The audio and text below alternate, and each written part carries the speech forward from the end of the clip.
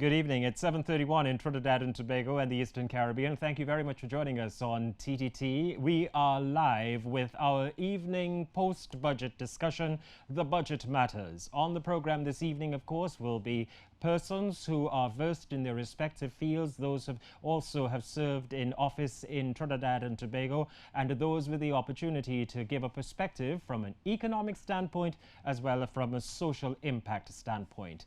Our team also will have the opportunity to interact with you. You have the opportunity to interact with us, and as we stream to you live on TTT Live Online on Facebook and YouTube, and of course on Talk City 91.1 FM. You can engage via Facebook and Twitter to share all your points and comments as our program takes you through an assessment of the presentation by the Minister of Finance earlier on today in the Parliament Chamber in Port of Spain. But let's start this evening with a bit of an overview. Some of the key points out of the Finance Minister's presentation. The onset of the COVID-19 pandemic since March has affected all economies. As of yesterday, Sunday, 4th October, there were 35 million cases of the virus here at home, and it led us to closing some sectors and gradually reopening the economy. Based on the data available to us, if everything had remained on track, the economy was projected to return to sustainable growth in 2021. The budget was prepared within a tight time frame. Stakeholders' views were incorporated into the budget.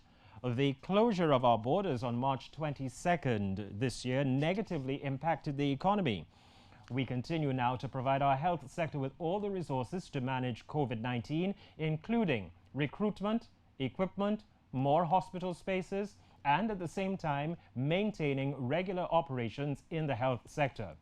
The Finance Minister, Colm Imbert, this afternoon thanked Prime Minister Dr. the Honourable Keith Rowley for his management of the country in this pandemic period, with a budget theme, resetting the economy for growth and innovation. Government has still managed to ensure citizens negatively impacted at this time received support grants, whether they be food, salary relief, creative or fuel, etc., in addition to 25,000 citizens receiving income tax refunds. Citizens also benefited from VAT returns. The budget debate begins in the House of Representatives this Friday, October 9th, 2020 at 10 a.m. The Finance Minister concluded the 2021 budget statement by stating he expects that the new digital economy to be established in 2 years will generate a new and modern society with a new type of management. And he ended his presentation by saying, stay at home, stop the spread, and save lives. This evening, joining us on set, we're pleased to have, to my immediate right, Shanice Webb. I'll introduce the lady first, President of the Trinidad Youth Council. We also have with us Luke Smith, and Luke is a Caribbean Regional Coordinator with Thought for Food and ICT Officer at Y-Farm. And from the Department of Economics at the University of the West Indies, Dr. Darren Conrad. Joining us via our Zoom platforms and keeping us interactive are Mr. Conrad Enil, Chairman of the National Gas Company, former Minister of Energy, and Riyad Mohammed, Agriculture Consultant. To all of you, good evening and welcome. Let's get straight into it. Dr. Conrad, I'll start with you. Your impressions from an economic standpoint on Minister of Finance Colm Imbert's presentation today. I do think it was a reasonable one. Given what the expectations were, given the amount of anxiety before the budget was delivered, in my estimation, I do believe when I looked at my wish list and in terms of what I had anticipated or wished I had seen, I think he did a pretty good job. Now, there were some areas where I felt that we were falling short a little bit, but by and large, impressed. The deficit, we talked about the fiscal deficit, that's not as much of a concern to me as the implementation deficit, which is something that we always have a challenge with. So we have the good ideas, we have it down on paper, but there's the implementation now, which is what I'm concerned about, and looking forward with some sort of eagerness to see to what extent they'll be able to implement some of these measures that they talked about. So you've seen it, your hopes have been kept a little buoyant, and of course you're looking at implementation as being one of the areas for concern, or really and truly for the fruit to be in the pudding at the end of the day. Yes, absolutely. All right. I'll bring in the chairman of NGC. The energy sector, of course, Mr. Enel, continues to be a focal point. We are a gas and oil economy. Of course, we continue to have hydrocarbons at our disposal and for the use of generating the well-being of our society. So from your position as chairman of NGC, as well as a former Minister of Energy, your first impressions of this afternoon's budget presentation? It was appropriate for our circumstances at this time. It focused on people rather than numbers. Throughout the minister's presentation, he was very clear that what he wanted to do was to reduce the impact on individuals, on households. And I thought that that was very appropriate given the circumstances that we have found ourselves in and given the whole challenges with COVID and what has occurred since March of this year. So where I sat, as I looked at it, as I listened to it, as I looked at the measures, as I looked at the things that he wanted to do and the aspirations he had, and some of the policy measures that he's put in place and some of the areas where he was trying to restructure expenditure patterns through policy positions, I felt that we can live with this. This is a platform, and if we get through this this year, because this year has always been the holding year, then I think that we can see ourselves getting out of the difficulty that we currently find ourselves in. So I am hopeful that this will give us the results that we are looking for to move us from where we are into a different space that is very positive. So I'm okay with this.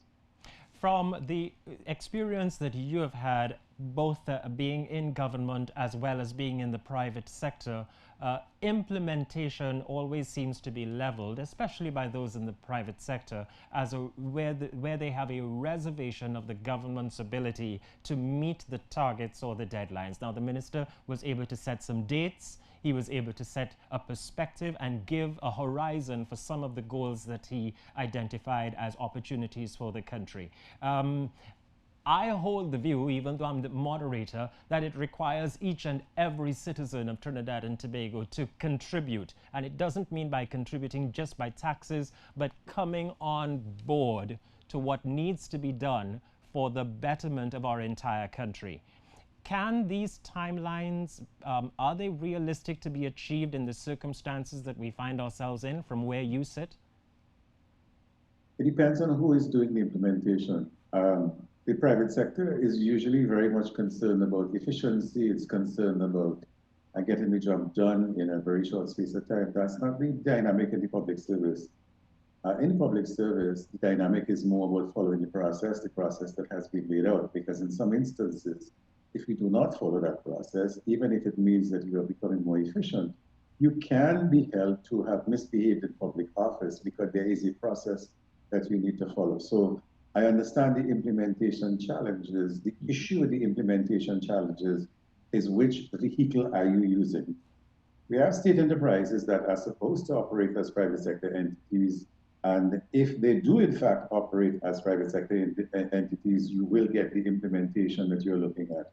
On the other hand, if they operate as public service entities operating within the public service framework, I'm afraid that the results are going to take a little bit longer. So it's more a question of where you have them and what rules are they following. Those of us that are in the private sector use the rules of private sector engagement, but those of us that are in the public sector use the rules of public sector engagement, and they're two different sets of rules. Understood, and thank you for the clarification. There are times, of course, when persons may feel a little bit agitated by how long some of the processes take, but that's par for the course. And as Mr. Enel has clearly said, it's in the public sector. Lest you be found wanting, this is really what's required of you.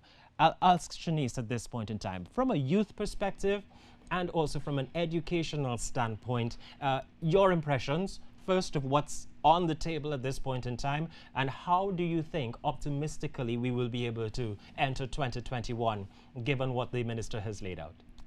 So I think that there's a lot to digest with the budget, particularly when it comes to education. I think we've seen some significant strides to what we've all been asking for, especially during the time of COVID, in terms of, you know, access to internet and digital resources for young people, for students. Yes. So I think seeing those things come through, I think is important. And, you know, we see that the government is actually listening to the feedback that is coming through.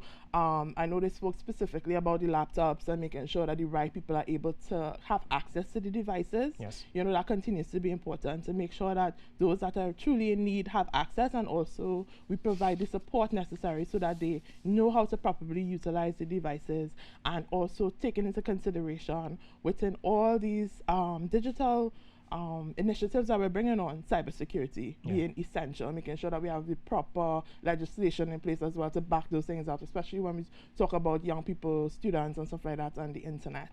When it comes to young people, I was a bit, you know, concerned in some specific categories. They spoke about raising retirement age to 65, which, you know, I understand that there's a need for it in a sense, but also we should also look at the root cause and not just the symptoms. You know, so the main reason why we extend that is because we're not able to allow people to go into retirement. We can't pay them to go into retirement. So we need to be able to really tackle that, and understanding that there's a crop of young people, not just young people, but older people as well, that are on contracts, you know, continuously, and they're not able to have that certain level of stability and support necessary to be able to retire. And also looking at, you know, these initiatives when it comes to housing, there's 25,000 new housing, looking at low income and young professionals. But if a young person has a contract, how can they access mortgage facilities? So where are the backup, or where's the support to, you know, really be able to access this wealth of resources being laid out in front of us? I feel the frustration that you state, and the question perhaps requires a little bit of enabling on all of our parts, from a perspective where younger persons caught in what is considered this quagmire perhaps need to be exposed to a reservoir of the how do I get there, rather than the what do I do when I'm there, or at this stage, what's it going to take to get to the next stage. There are some steps that have to be followed. And a contract coming to an end is not necessarily doom and gloom. You might actually be able to use your experience from the time on contract to embark on new opportunities. Not necessarily coming to an end, but if you're trapped in that cycle, caught in the cycle, you know what I mean? You spend 10 years in a company and you're there on contract month to month for that entire time, and there are people that live that real reality. Yes. You know what I mean? So it's, yes, there's the onus on the individual, but we need to make sure that we have systems in place. Right, so the point is on systems, and they're well taken. Let me hear a little bit from Luke at this point in time. Because of the involvement in Y-Farm, that takes us straight to agriculture, an allocation that spoke about, and if I just turn my notes, I should be able to find it pretty soon. But let's, yes, agriculture of about 1.91 billion in the allocation. Your views? Right, so good night, Trinidad and Tobago. First of all, it's a step in the right direction. I mean, we all have heard over the years that agriculture has been, quote unquote, the bastard child. You know, it has been, our sector has been left in neglect. And that stimulus package of $5 million, in addition to its budgetary allocation, you know, it is a step in the right direction. They spoke about digitalization, they spoke about youth empowerment, attracting young person, they spoke about sustainability, they spoke about creating avenues that the sector could move forward. So where I sit, it is a good step in the right direction. The seed has been planted, and as you rightfully said at the beginning, is government has played their card. It's up to us as citizens, how do we now understand that food and nutrition security is not just a government role. It goes down to our family, it goes on to the individual. So how do we now take what is given and how do we run with this to make sure that we are food secure, not for ourselves, but for our children and our future generations? Just a few moments ago in our newscast, we crossed over to the Parliament chamber where the Minister of Planning and Development, in response to a question, focused the attention on, well, there seemed to be some level of appetite in our society for strawberries. Let's try sapodilla. Let's go in that direction. And if you want to have strawberries, there's a price that you'll have to pay for it, but sapodilla will be a lot more affordable. That incentive, that encouragement, can you see young persons taking on the point that was just made by Shanice now, embarking on really making the land work for them and work for our country by extension? Most definitely, you know, that tax us per se on luxury goods, yes, you know, luxury foods. And when we have our own local indigenous fruits in Trinidad that are so nutritional, so tasty, you know, these are incentive for young persons, not just to think of agriculture from the standpoint of, you know, I go and plant a citrus tree, but what value added product or services can I gain from such an investment? Yeah. I know, and I think sometimes we stick in just the land. Land is most important, but the ideas, the creativity that is coming out, you know, they will say the grass is the new gas. Yes. You know, the soil is the new oil.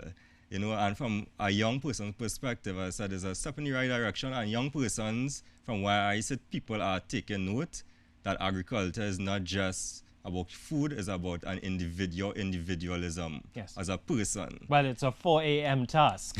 Yes, Day in, day out. Yes. Earthquake, sunshine, COVID or not, it's a 4 a.m. task. Yes. It starts early in the day, and the proof is at the end of the day when the produce comes out of the earth. An opportunity now to bring Riyad Mohammed into the conversation as an agriculture consultant. Riyad, you can weigh in at this point in time with respect to the incentives and the statements that you heard from the finance minister this afternoon. Good evening. Hi, good evening, everyone. So I believe that the agriculture direction it's actually headed into a positive direction, and I would like to agree with Luke heavily. And this additional 500 million, there are 8 general areas that those funds will be spent, and they would include access roads, irrigation and drainage, financial support loans through grants and support loans as well as grants, research and development, even the betterment of the wholesale and retail markets, ICTs and mechanization, land tenure, water, electricity. So all of these things are very important in the agricultural sector. However, what I have observed is that the addition of funds into the agriculture sector, like I said, is beneficial. But I didn't see much focus on how to control that predial larceny. And I know they alluded to the fines for predial larceny, but fines can't really stop the action of predial larceny. So that was something I'd like to discuss a bit more on. There were statements just prior to the budget on with respect to increasing, I believe, the capacity of game wardens and those, of course, who can monitor when there are irregularities within the various communities and various farming sectors. But I take the point that what really needs now to happen is the dialogue and the conversation about being able to safeguard the farmers as they embark on doing what they have now been given the opportunity to do yet again. To produce, correct. Great. Okay, let's touch a little bit now on deficit financing and, of course, back inside of the oil and gas sector as well. We set out, as the minister rightfully said, a deficit amount of about 8.09 billion, if I'm not mistaken. And this is down from 16 billion most recently. Dr. Conrad, from that standpoint, with oil and gas as it is, with the world economy as it is, are we in a position where the minister can stay true to keeping the economy and keeping the income and expenditure within that range? Well, if we look to the immediate past, in terms of the deficit that we had coming out of fiscal year 2019-2020, and one thing I want to take this opportunity to mention is that the import cover is at 8.8 months, Yes. and that is one of the items he highlighted, the minister highlighted as one of our fiscal buffers. We have to be very careful because a lot of what is in that 8 months of import cover is really the proceeds from borrowing. 120 million US from the World Bank, yes, and central government floating a 500 million US bond. So the proceeds from the borrowing is what bolstered the import cover. So that's one thing we want to be very careful of. But deficit financing or deficit budget, there's nothing wrong with it. We can borrow. There's nothing wrong. We have a good credit rating. We can borrow. But it is, what do we do with the money that we borrow? Are we simply going to use that for recurrent expenditure, or are we going to use that for investment projects? And we also have to be very careful in terms of the capital expenditure that we engage in. One of them I'm always concerned about is housing. The minister did speak about the road networks and some of the roads that they would be constructing, the Manzanilla, the Point Fortin. That is great, because and one thing I was really pleased about was the mention of a spatial development plan, because part of the spatial development plan is utilizing those road networks to penetrate certain areas so that we can see a dispersion in terms of economic growth, which would address the issue of poverty. So those are some of the things. But deficit financing, it's not a bad thing. We can borrow. We will get good interest rates. As was highlighted, we did get some good interest rates because of our credit standing, but we have to be very careful in terms of how we, with the capital expenditure that we engage in when we borrow those funds. Okay, thank you very much. Conrad, I'll bring you back in at this point in your capacity as chairman of NGC once again. Pegging oil at $45 US per barrel, gas output estimated at 3.2 BCF. From NGC's perspective, from your perspective, is this sustainable in our fiscal package and the fiscal period of October this year to September next year? So I think the minister would have used his best estimates, because this is exactly what it is. And yes, many of the projections give us a range, and I think that he has selected that range. So let me talk to that for a minute. But before I do that, let me just put a perspective on two questions that came up, or two issues that came up, if I might, and I'll come back to pricing in a minute. I think that the retirement age issue needs to be understood in the context of the last actuarial review by the NIB, because what it says is that there is a significant amount of people that are getting to the age of 60. And when you take that level of people out of the system, there's nothing going into the system, and therefore that creates an imbalance in the pension system. The problem, therefore, is the ability of the system to continue to pay for those who are supposed to be in retirement at a time when you don't have sufficient people going into it. So that's the retirement age issue. The issue around contracts and those kinds of things is a different issue. It's an issue around cost and cost management, but there's a way you could get around that, and we could talk to that at some other point in time. But I was simply making that to say, yes, I agree with the issue on contract, but I also think that the retirement age issue is a bigger issue. Yes. In fact, some of our other partners have moved their age not to 65, as the minister is seeking to do, but to 73, because there's a recognition that because of health issues, where people are young at 60, the new retirement age is 90, but that's a totally different conversation, and that's a totally different issue. The other issue, of course, is agriculture. I know it is, agriculture. One of the things that I found when I was doing that job a couple of years ago was that the reason why incentives for agriculture continue not to work is because of the attitude that those who were involved in agriculture had about the future of agriculture. Everyone around the table is nodding their head in agreement. Yeah, they felt that agriculture is not something that I want my children to get into. You know, we're moving from being an agriculture person to a doctor, a lawyer, or something like that. So there was a view around where agriculture sat in the context of selection of professions. And I think that if we have to be successful in agriculture, we have to use agriculture as a wealth creation mechanism and change the conversation around the contribution, because I don't think we do it. Yeah. I think we don't link the agriculture issue to the food import bill, and therefore we don't understand how much we can save if we change certain things. And I think that that's a conversation that we need to have. So let me get back to the energy sector. Yes. One of the things that he has said, and I agree with him totally because we've seen it, is that there were some imbalances into the sector. The sector today, because of commodity prices and because of shifts in the global energy market, is not enjoying the prices that we once enjoyed, both in terms of petrochemical, ammonia, and methanol, and in terms of LNG. However, the predictions are that within 12 to 18 months, we will start to see a turnaround because that price that we are currently in cannot be sustained over the longer term. It just will not occur as a result of climate issues, global issues, changes, and so on. So our expectation is that we need to take some pain in the short term, but over the medium to longer term, this situation will get better. The prices will go back to what it used to be, at least a little bit higher than what it is now, because there's some very specific reasons why things are happening, and these things will correct themselves with the passage of time. And therefore, we believe that there is some optimism going forward based on the things that we're doing. From an NGC perspective, for example, what we are doing now is we are preparing and making the company a lot more agile and a lot more efficient during this period of time, so that when the opportunity emerges, we would be very ready.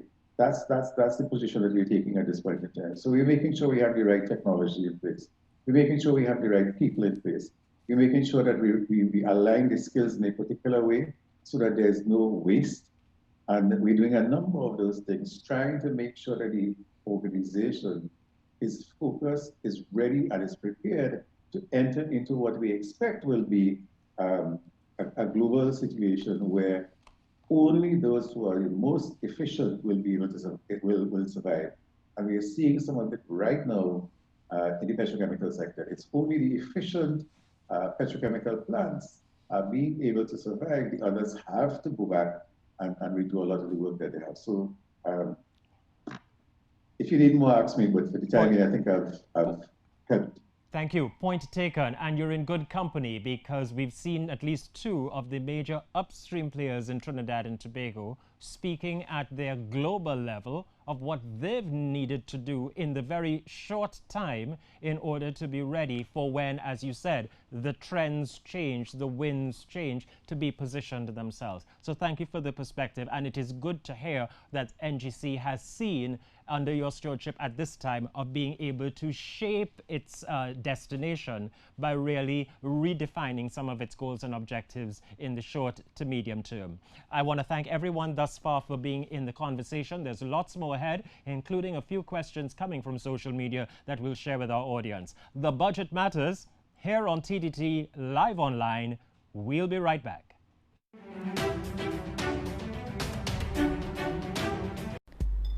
As a costume designer, I understand how the long history of Carnival inspires what we create even to this day. I remember when my mom used to play in Minchell, I would watch the parade of bands as a young kid just to get a glimpse of her in all her mass glory. TTT has given us the earliest memories of the greatest show on earth. It is so important we see ourselves and our talent on TV so that we can understand how much potential we have right here in Trinidad and Tobago.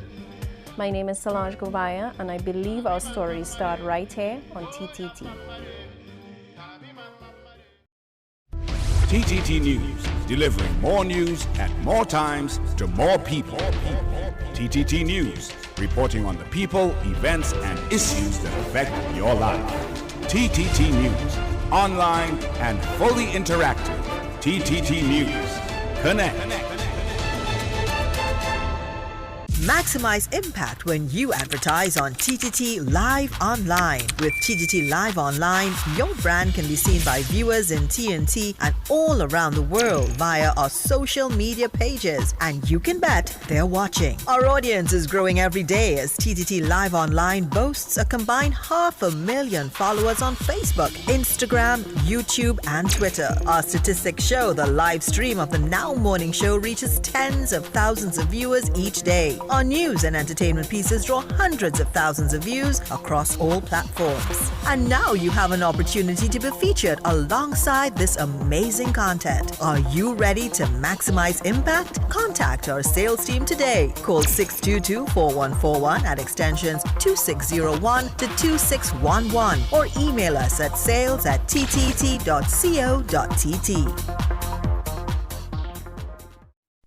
The Atlantic hurricane season is here. Are you prepared? When moving to safety, you must have a plan for going to a designated shelter or to relatives or friends that live on higher ground, at least 25 feet or higher. Plan multiple routes since roadways may be blocked by floodwaters and/or debris. Shut off the water, electricity and gas at the meters or tanks. Leave a few windows slightly ajar to relieve pressure in the case of a hurricane. Board up all windows on the exterior perimeter, lock all doors and gates. Secure electronic equipment with plastic sheeting or garbage bags. Make copies of important documents, ID and certificates and keep in a secure place other than your home. Then secure valuable papers and photos in plastic bags in the refrigerator for the duration of the hurricane. Take photos of any damaged property for insurance claims.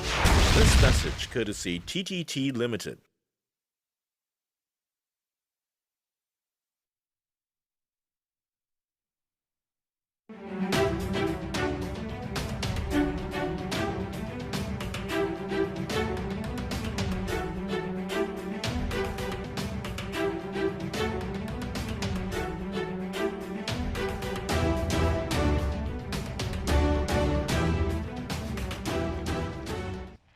Just crossing 8 p.m. in Trinidad and Tobago, and welcome back. I did indicate that you have the opportunity to interact with us on Facebook and Twitter at TTT Live Online, and you can, of course, post your questions and comments there. Let's look at this now. What will be the effect of allowing the petroleum dealers the new option to set their own margins?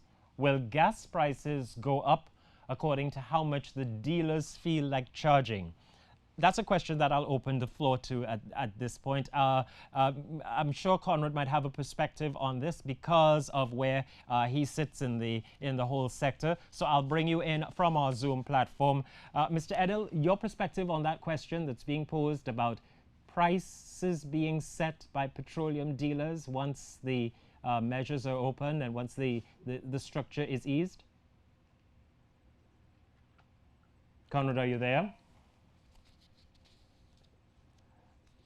I wonder if Conrad is still with us. Yes, okay, go ahead. Yes, yes, I'm back. Sorry. Thanks. Yeah.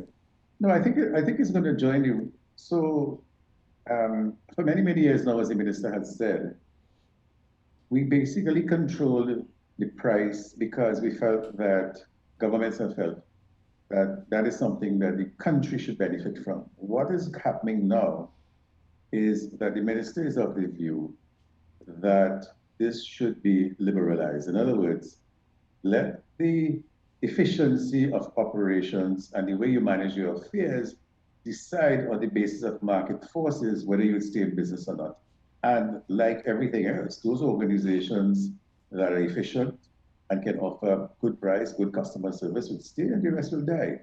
So in a real sense, you're getting to the stage where you're getting into a very competitive situation. And yes, as the prices increase, everybody's price will increase, but the margins that you would have.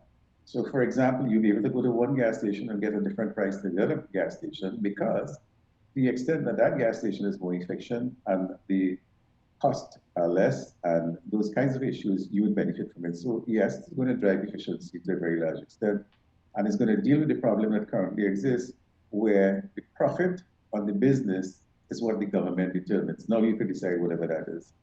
I can see the young persons who are now being empowered to embark on digital transformation coming up with the gas prices app for the North, the West, the Central and the South, and even Tobago.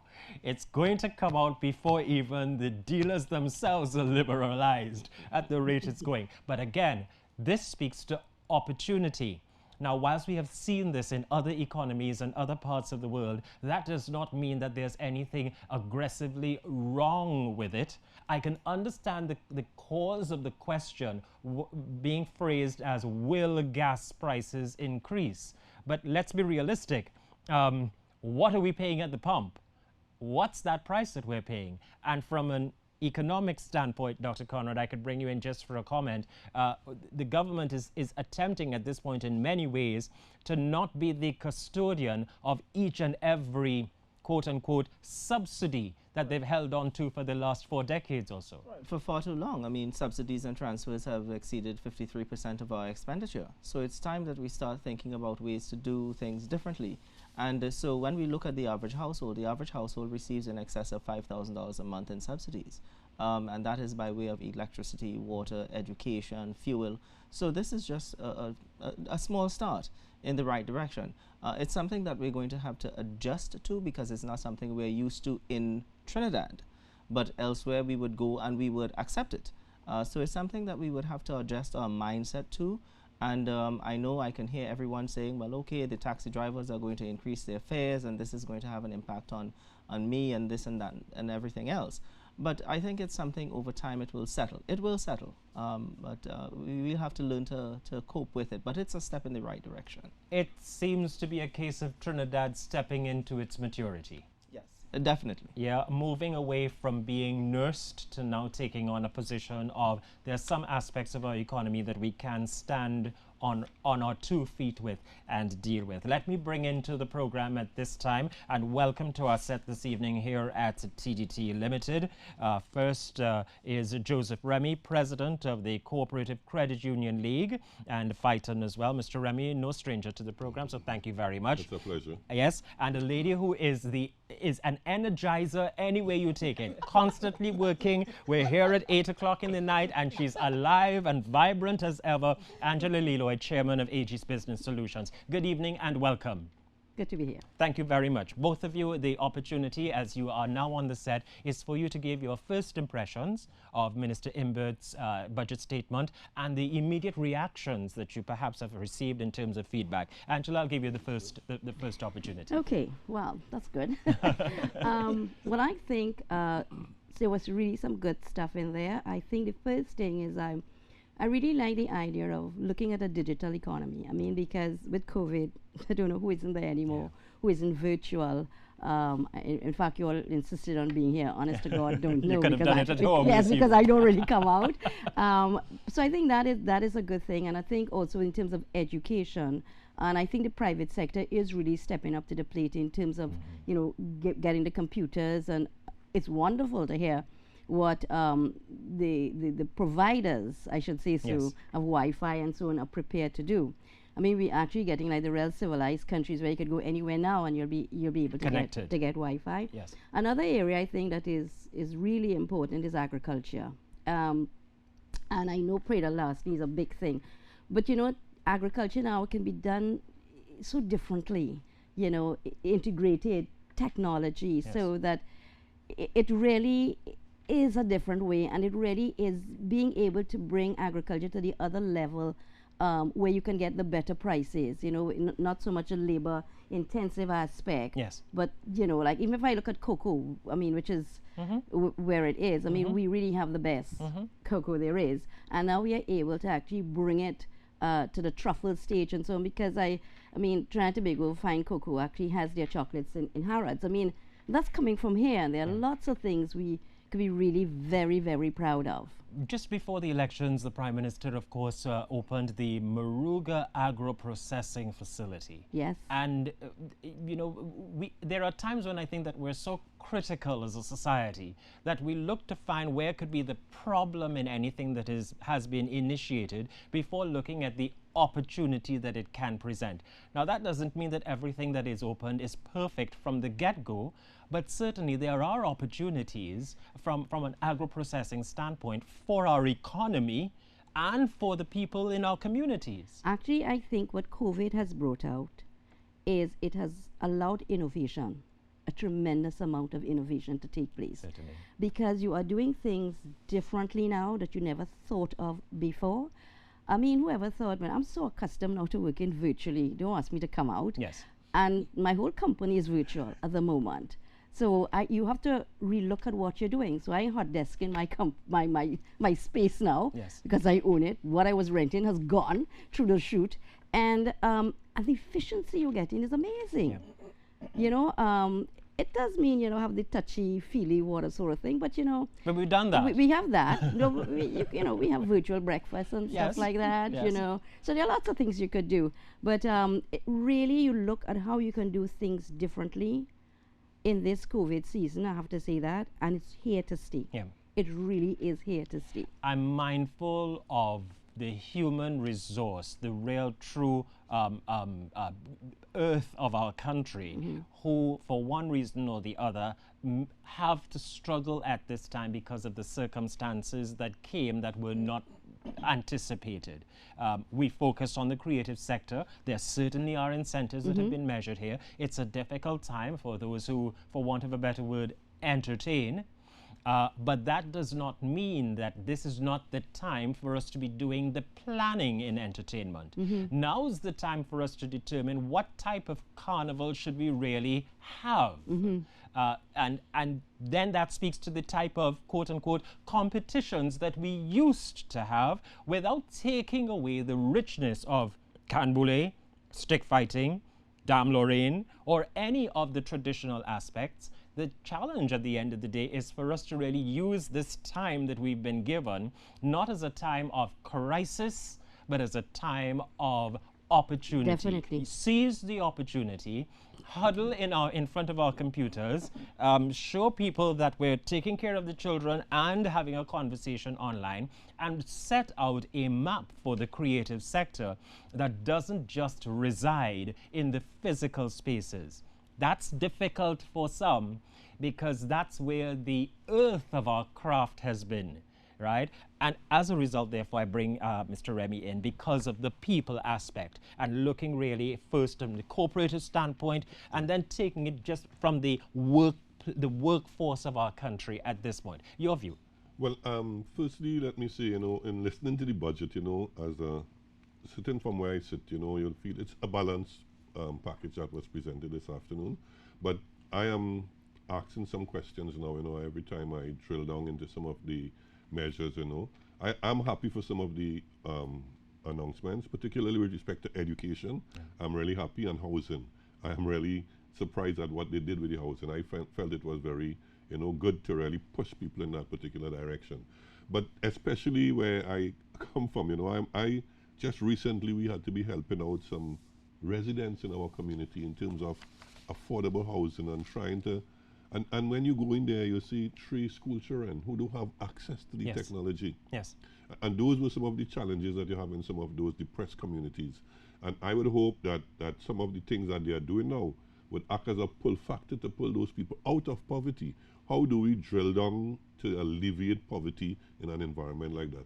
What was highlighted was the 65,000 students who didn't have access to computer facilities. Yes. Now, in a country that is supposed to be so rich, you know, those figures are startling.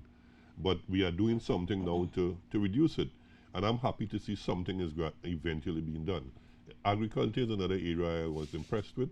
I would hope that for years we have made a representation fight on their budget presentation to incentivize the agricultural sector, get some kind of development fund inside there so that at least the money could go towards building capacity for earning foreign exchange and not just recurrent expenditures. I heard somebody alluded to earlier on. Put things inside it that could add value to our citizens down the road. And I'm also seeing opportunities for the cooperative movement, particularly with respect to the issue of the gas station situation, the agricultural sector. And we have been saying the cooperative business model brings with it a value system that is critical for our country at this time. You know, we have gone down the greed is good road, and we see it in the drug susu. Sorry to have to mention that, but that is a reality we have to face. You know, when you're seeing something named using susu and aligning it with drugs, that is the biggest oxymoron I find in the society. And it's abusing the concept of savings from a historical and cultural perspective that to me is very rich, you know, and unique.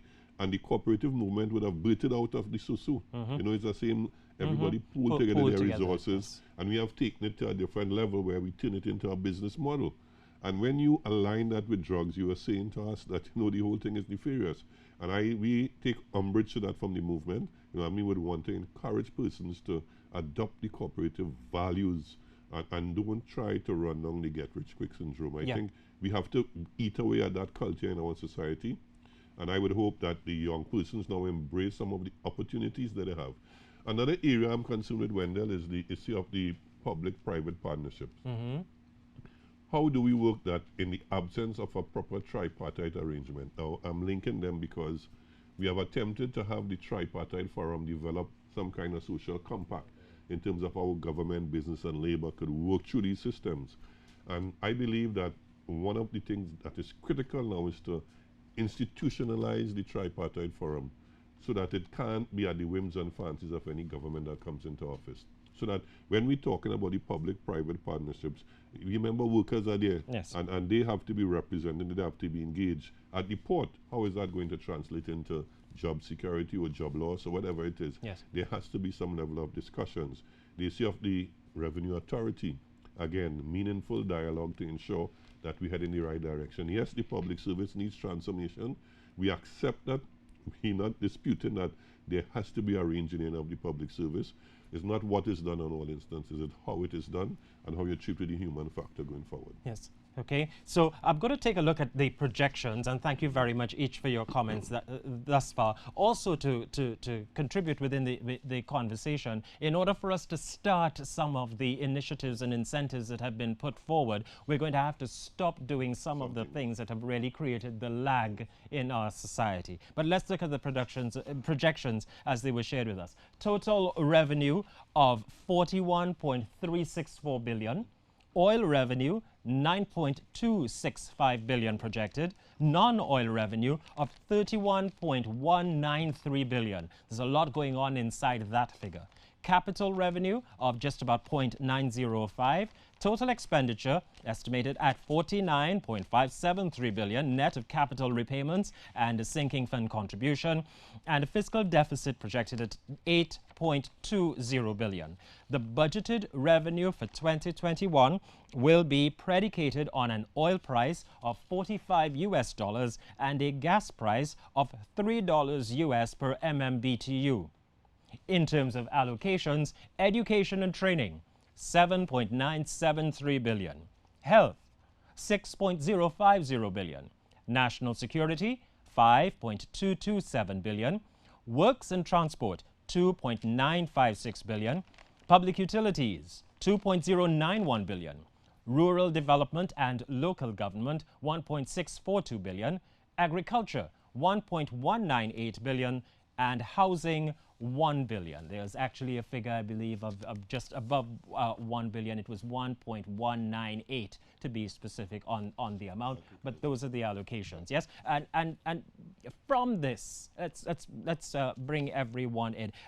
Riyadh, you're still with us in our Zoom platform. And speaking of agriculture, 1.198 billion. You would have spoken of your first impressions, but based on the fact that the projected the allocation is there, the proof is in the pudding now. It's time to get down to the work, isn't it? Definitely. So I have recognized some shortfalls in our industry for the last 14 years.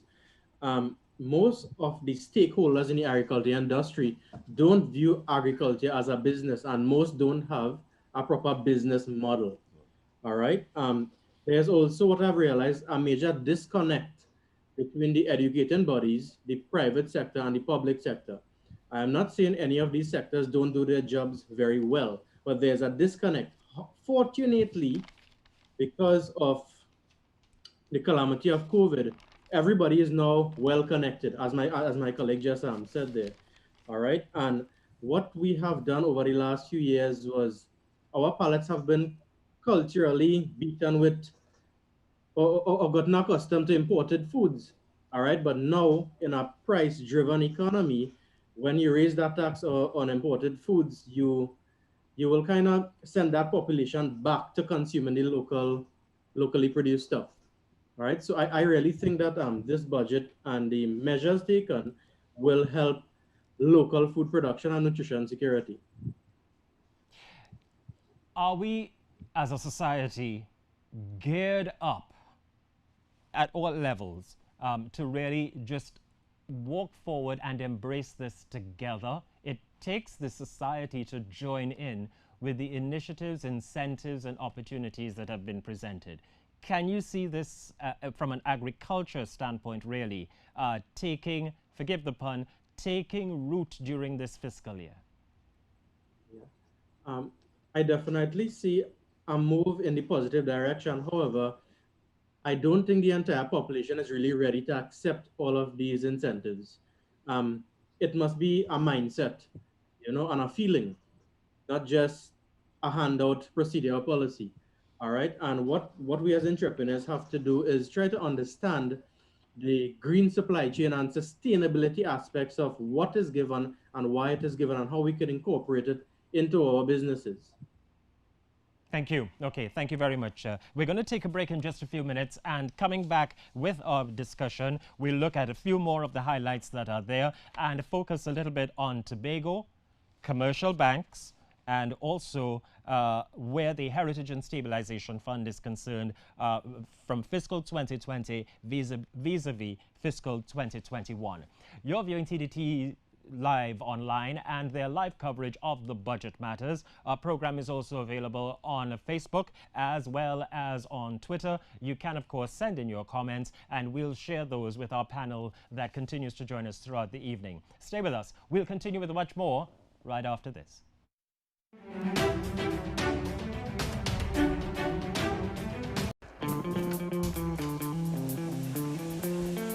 There's a lot that goes into the production of a film, TV show, and commercial. There's so much that goes on behind the scenes. And that 30-second ad you just saw just took 2 14-hour days just to film. I'm a wardrobe supervisor in the costume department. And on local productions, I'm largely responsible for the clothes that the characters wear on screen. It's such a collaborative process, and my crewmates and I, we can't wait to see our work end up on the screen. And that's why I support TTT, and you should too, because at TTT, we live for local. That's a wrap. I'm Jody Marie, a screen wardrobe supervisor, and I support TTT, because at TTT, we live for local.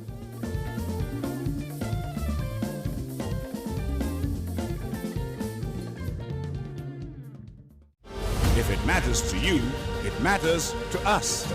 We report the news. News in real time. News across Trinidad and Tobago. Wherever you are. TTT News. Connect.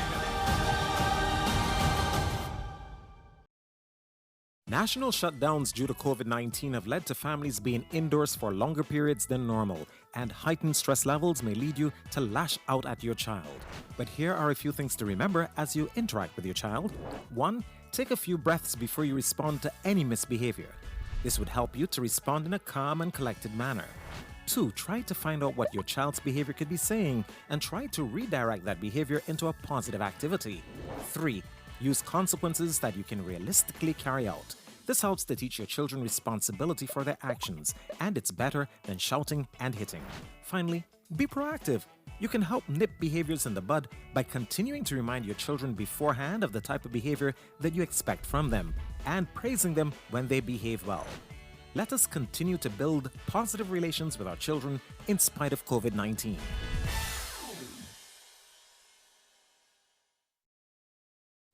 The Atlantic hurricane season is here. Are you prepared? Before a storm or hurricane, you should stock up on these supplies: plastic or canvas tarpaulin, plyboard, hammer and nails, screws, twine, rope and duct tape for repairs, a complete change of clothing, sturdy shoes and a towel in a sealed plastic bag, spare pillows and blankets or sleeping bags. It is extremely important to have a well-stocked first aid kit and at least 2 weeks supply of prescription medicine and vitamin supplements as needed for family members. This message, courtesy TTT Limited.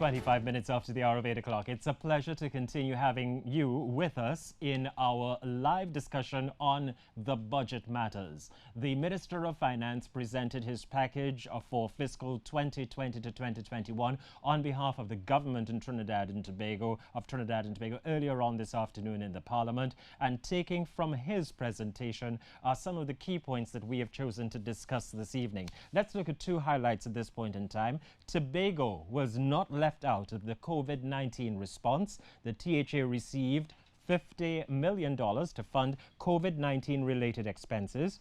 $5 million was provided to Enterprise Development Program to assist small businesses, and $50 million was also provided to Tobago hotels for upgrades. Meanwhile, commercial banks have reduced prime lending rates. Banks have provided a moratorium on mortgages and loan payments. Credit cards now have reduced rates. Banks are being encouraged to reduce mortgage interest rates. I'll stop at those 2 points as we bring into the conversation as well Amilcar Sanatan, artist and activist, Commonwealth Students Association, who was here, of course, when the minister was presenting his package earlier on this afternoon and has decided to join us again this evening. So your stamina is proof that young people will go the distance at the end of the day. Thanks for returning again, Amilcar.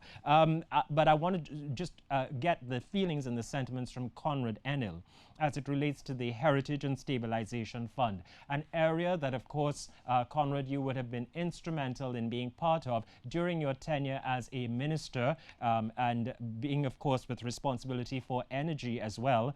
But let's look at the Heritage and Stabilization Fund, approximately $900 million US, leaving the fund with a balance of $5.73 billion at the end of September 2020.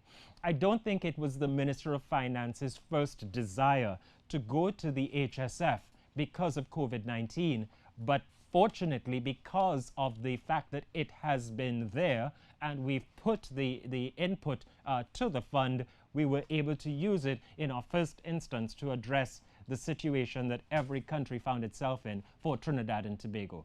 Your thoughts on the HSF going forward? One of the things that we corrected when we examined the challenges that we faced the first time we got into difficulty was the fact that once you belong to a hydrocarbon economy, you are subject to boom and bust in some instances. And the mechanism to deal with that is a Heritage and Stabilization Fund. Stabilization to deal with the short-term volatility, heritage to look at longer term.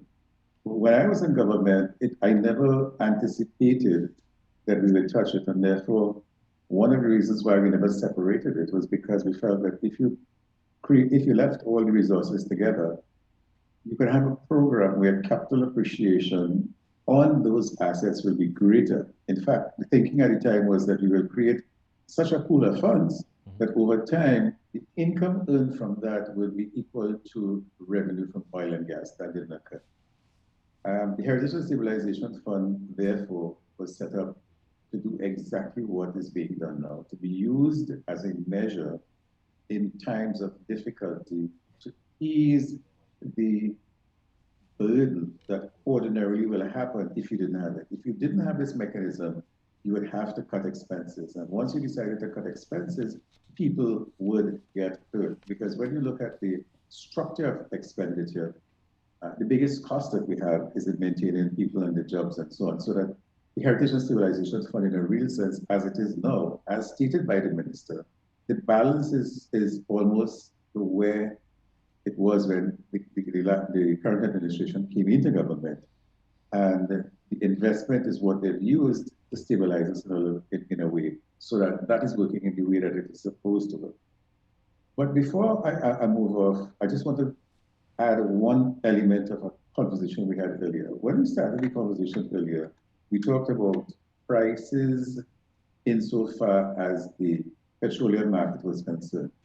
But recall that one of the things that the minister did as well is that he said that he would continue to have the lowest rates of duty on hybrid cars, electric cars, and CNG cars. Yes.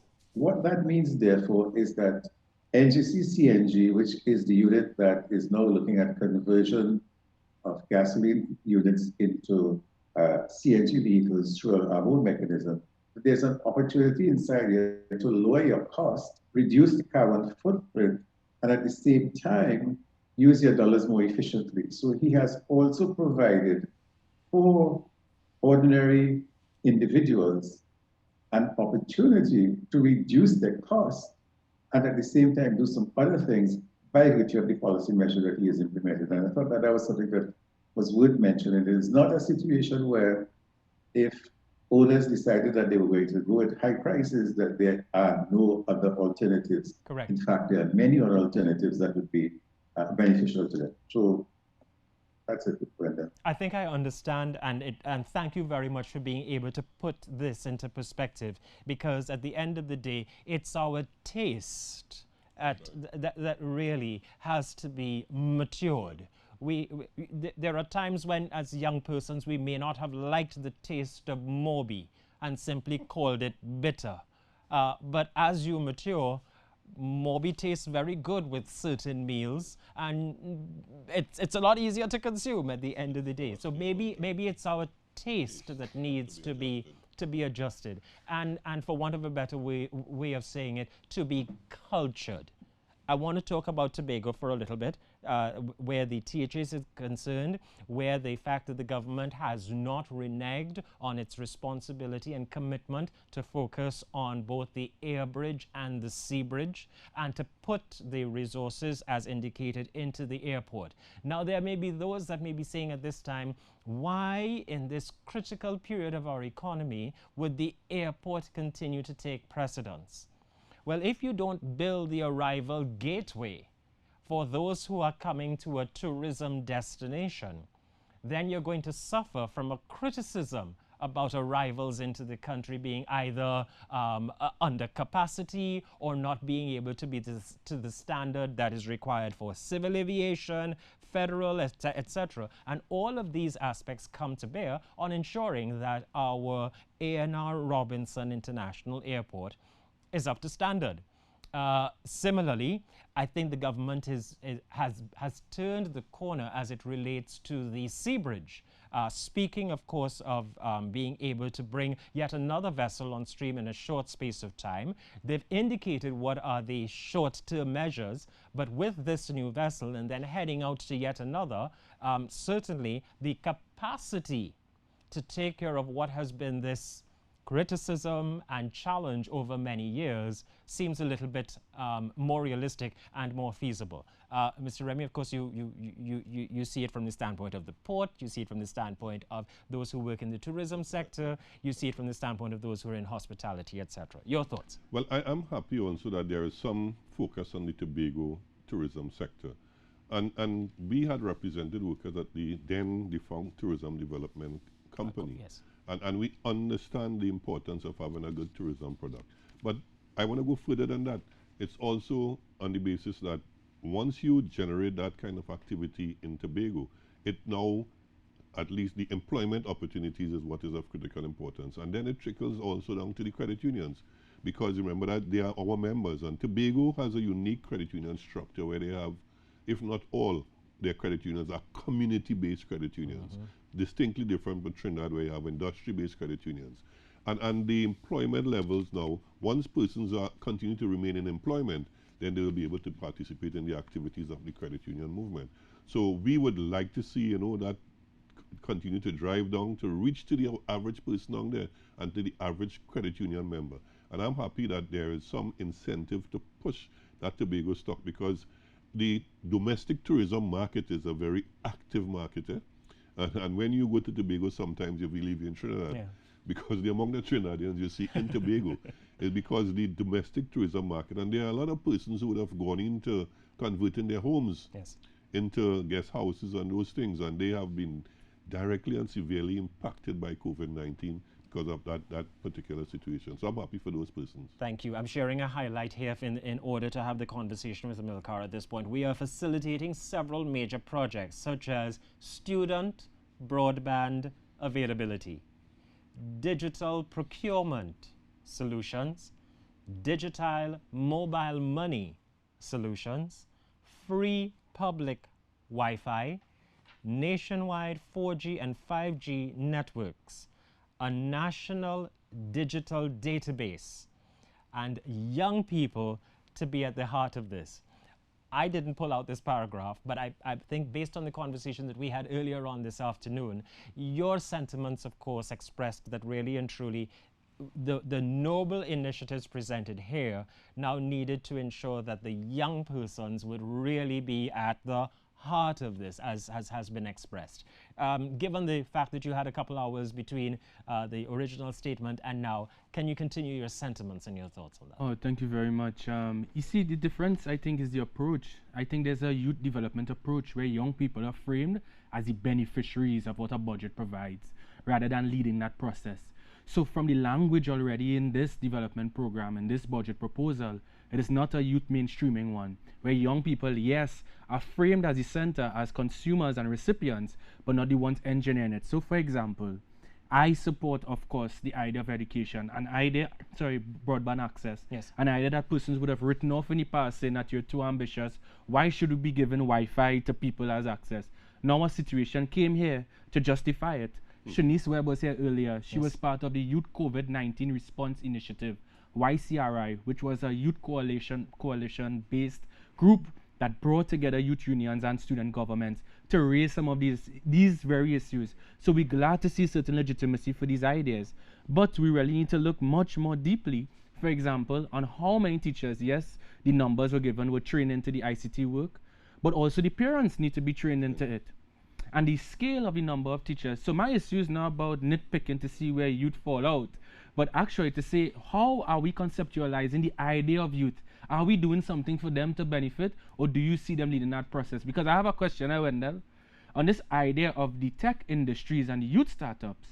We already know that is already class-based. Who has the capacity to lead tech industries? Oftentimes graduates of universities, persons trained outside. Is NEDCO going to be the implementing agency for that?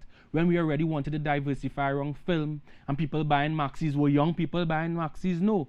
So these are the questions where we have programs and we're written into policy, but in terms of the real practice of it, never really goes to young people where they are at. The government has had opportunities, I think, where various stakeholders are able to contribute meaningfully. Clearly, in the lead up to the budget, there was the usual consultation with stakeholders, including, of course, the budget forum that was held just about a week ago at the Hyatt Regency Hotel via the Ministry of Finance. It seems that what you're also saying is that the conversation needs to continue, that wheresoever there is young persons' involvement, there is a need to have a continuous conversation of where the opportunities can lie. Meaning, if the young person in the home has the capacity to really make the phone do all the wizardry tricks, that young person is really the teacher for the family. Because mom and dad may not be as savvy, but they simply want to make sure that the app for whatever it is will function on their device. It's their son or daughter that really has the capacity to bring them the happiness that they're looking for from that device at that time. Perhaps, but even for the young listeners who listen to Frank Ocean, one of my favorite artists, he asked, do you not think so far ahead? In a song called Thinking About You. So for example, we have the data that shows young girls are unfairly burdened right now to do the socialization work around education. So even though we have to do care work around education, older female siblings are the ones that are tasked with teaching the younger sibling as compared to boys. That's a gender dynamic, that is a child dynamic, that is a student dynamic that is happening within the household. A budget doesn't have to diagnose that. Agreed. I'm trying to say that this is the way that the conversations go. And the last point is that we already have, for example, they tell you, and a certain minister spoke to this to some extent, we have these programs, why you have this access, we have this agency. When we have shown with our studies that the skills approach, which is to teach young people into skills for opportunities that don't exist, has failed. And that is why development agencies like the Commonwealth and the CARICOM has been moving to accept a positive youth development approach, which creates opportunity first and then skill you up. But you can't create skills for opportunities that don't exist. Yes. We create opportunities first and then we skill you. That's the perspective that's very important at this time. And thank you for making the contribution, because it's important not just for the contribution to be made, but for all in our society to be able to hear what's happening and to a certain extent be exposed to what are some of the challenges that the rich resource of our young people are actually able to bring as a treasure to this. I think, as I said earlier on, we're in a different corner of our journey as a country, and it's important for us to keep experiencing this, because it is going to bring out the better side of who we are as Trinidadians and Tobagonians. We must pause for a moment. You're viewing TTT live online. The budget matters is our topic, and thanks to you, we're able to keep the conversation going. We'll be right back. News happens anytime, anywhere. And when it happens, we are there. We report the news in real time. TTT News. Connect.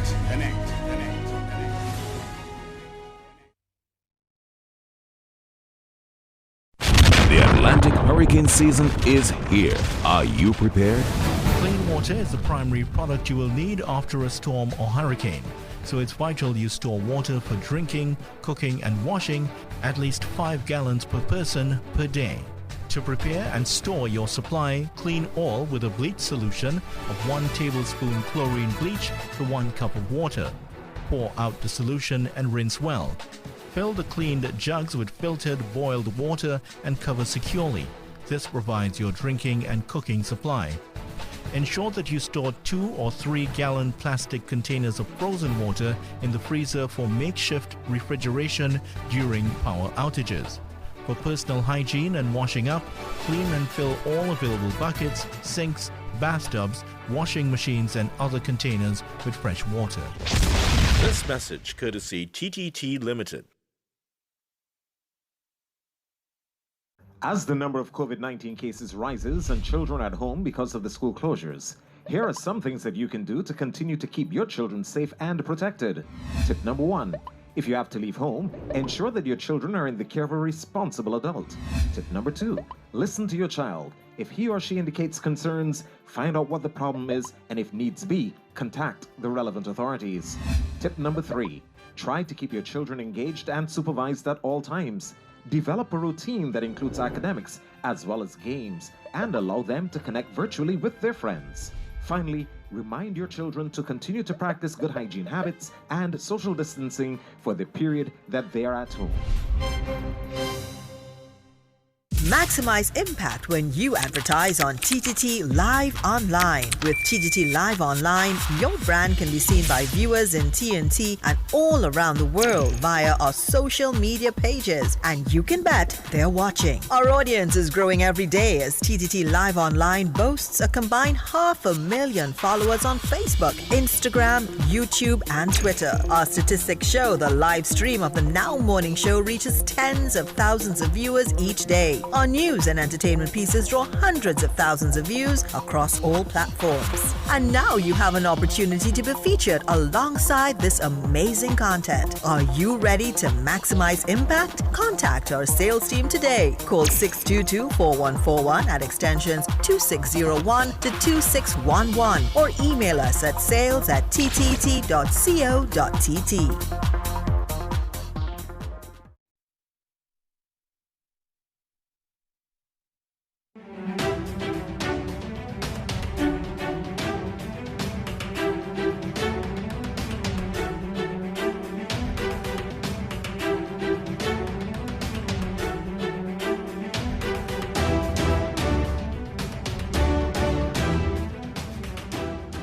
Just on 16 minutes before 9 o'clock, our broadcast comes to an end at 9 this evening under the direction of Mr. Dexter Spencer. Thanks to the crew that's actually been with us since we started at about 12 noon today and continuing throughout the evening. So, of course, they're the hard workers in this, making sure that everything moves smoothly.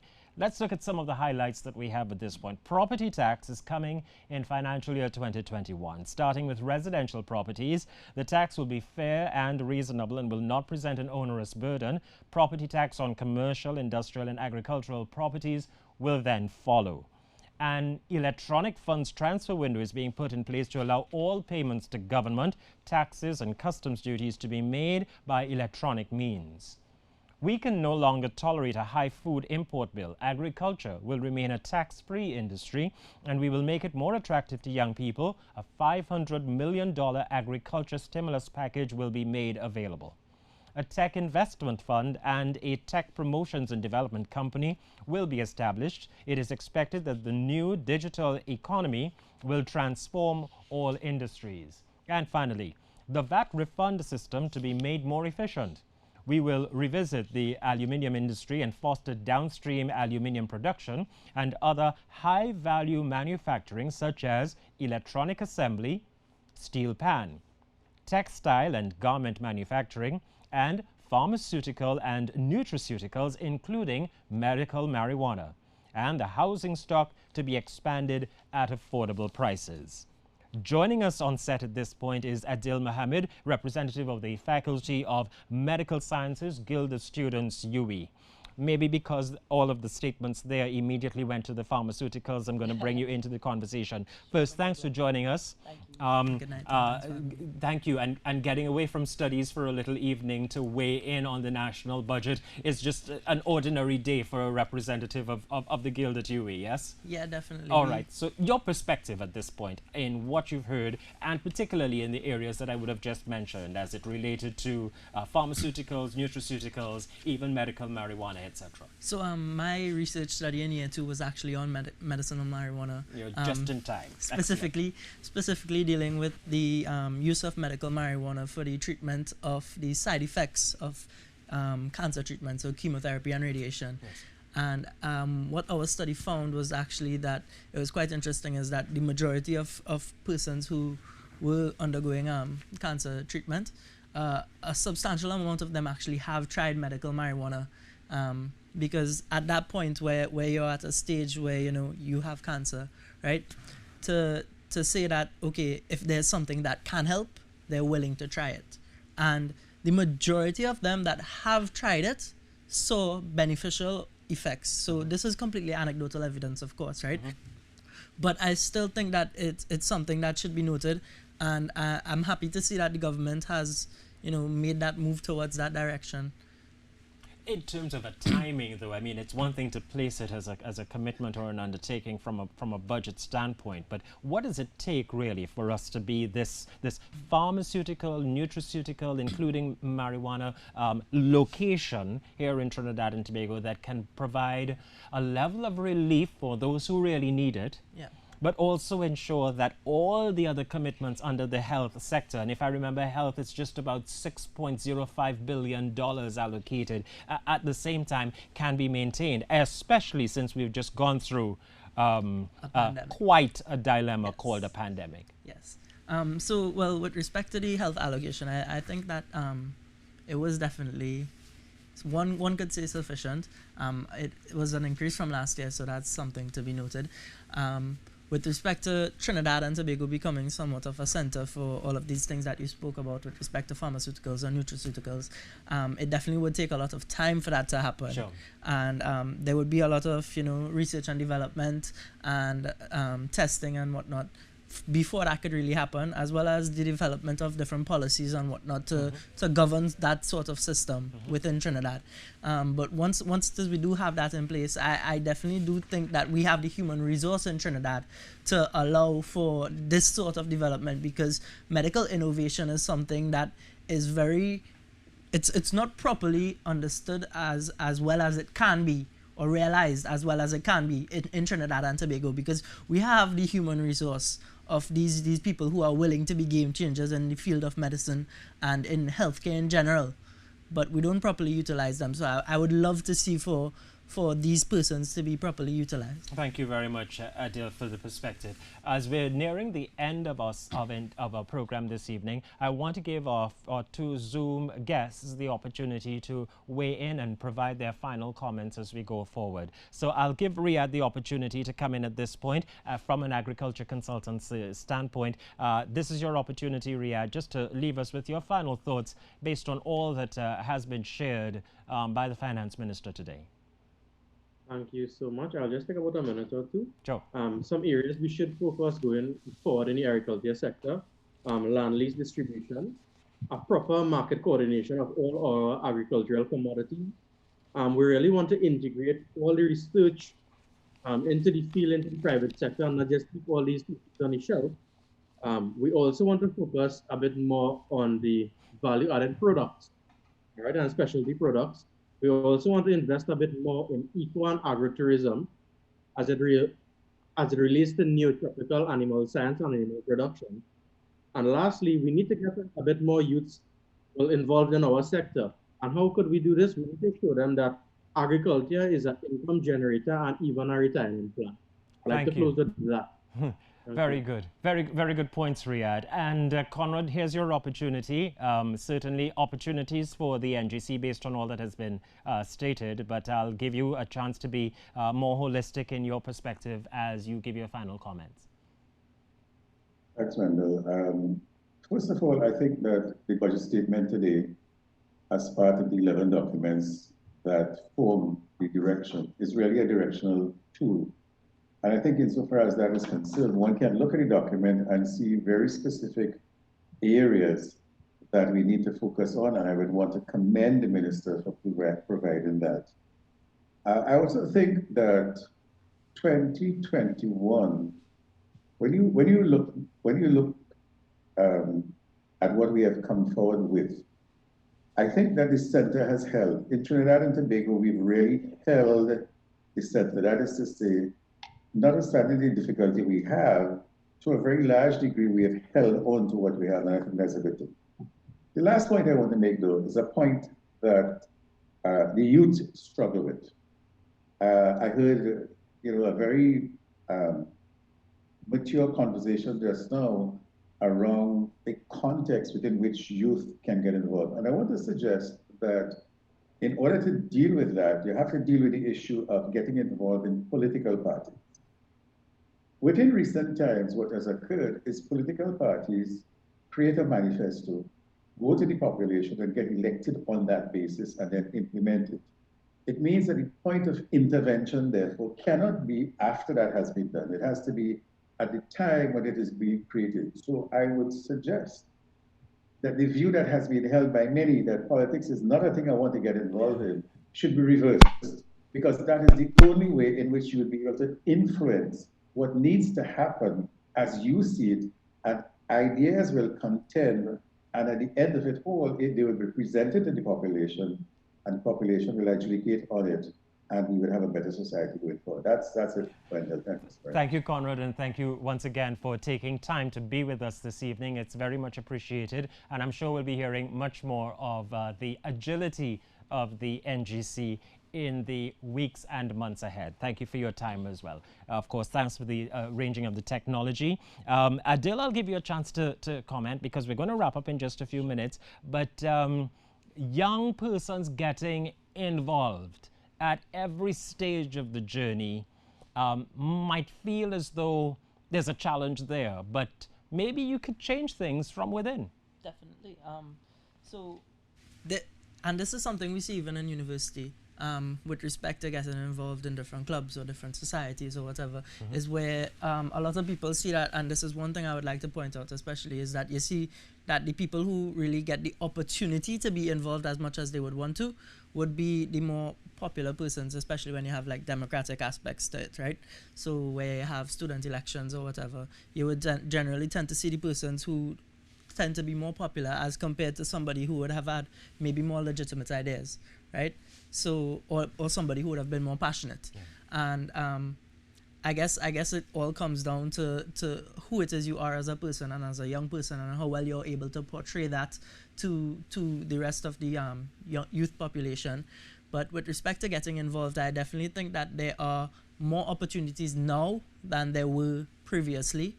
But I still think that there needs to be a lot more. Well, so you have an opportunity to change it. Definitely. And increase the pie for the opportunity of youth. Yeah. Because of where we started, and Milka, I'd give you the opportunity to weigh in your closing statement this evening. Maybe because it's your passion, but more because of the fact that you see it, I think, from the side of both the creative as well as the intellectual, as well as in the ground, in the trenches, that you can bring a lot of influence to bear at the end of the day. So you're going to be our closing voice this evening. No, man, but I would definitely heed on to Mr. Enel's call And, you know, also share with the public that this is the work that we do. I understand the centrality of political youth wings, something I've studied as well. Yes. So we caucus with the PNM National Youth League, the UNC Youth Arm, as well as the MSJ Youth Arm, to inform them about their work and let it feed into the national executives. That is an important strategy of the youth movement. We can't speak about all the details in public, Sure, but that is sure. a communication Understood. mechanism we have. And that is why youth mainstreaming is fundamental, where part of our work is intra-party democracy. We have to take up through the channels, but extra-institutional, extra-party democracy, where we intermobilize, where people like me have to bear this influence, not as an individual, but with the organizations that we work in. Yes. I think Sprangalang would be happy, his spirit, that the conversation about local quotas are out, Yes. and that is something the artist movement have been struggling for. Wendell, I know you would know about that. We see the centrality of box lunch, the National School Feeding Program, about a site that could potentially change tastes to the agricultural direction we want to go. Yeah. And I love Start to see there. that conversation, exactly. That is the state conscious of their big investment and using it as a site to cultivate the tongue, literally, but also cultivate the taste to the economic goals. And the last one to raise, I think there was some profound about acknowledging the rights of migrants. I was earlier on, migrant children in the school system, but also migrants as workers and making sure that they have a life of dignity. I think that is the way that we develop as a society when we determine our values. If you had a choice between the budget presented by Finance Minister Colm Imbert this afternoon, and another version, would you accept this one? There's always a better version.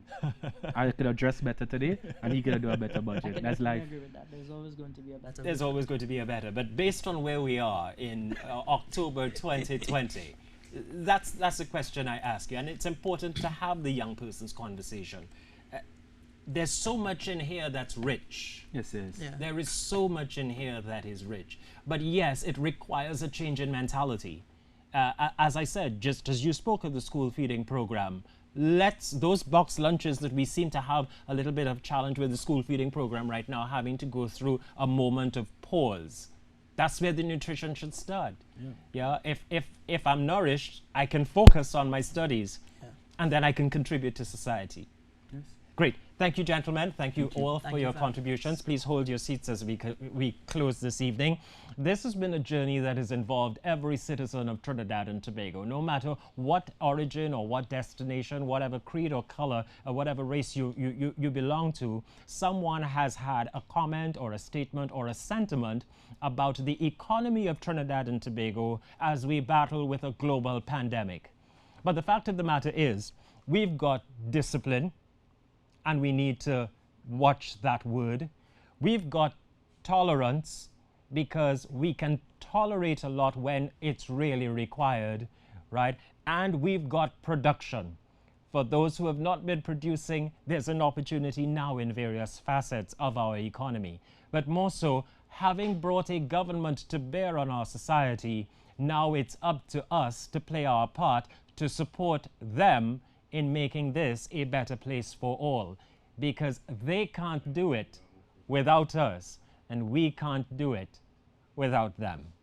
On behalf of the entire TDT Limited crew, it's our pleasure to have brought you today's production and broadcast. Lots of work behind the scenes. A special thanks to senior producer for this, Mr. Jonathan Moonsami. Thanks to our head of news and the management of TDT Limited. And from all of us to you, let's go forward and grow Trinidad and Tobago. Good night.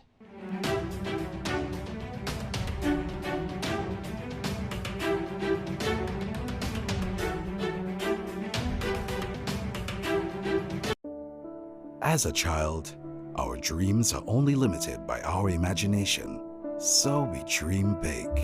We see a pathway that can make your dreams a reality. By choosing a sustainable fuel option, you can do more than you imagine. You can give your dreams the time and savings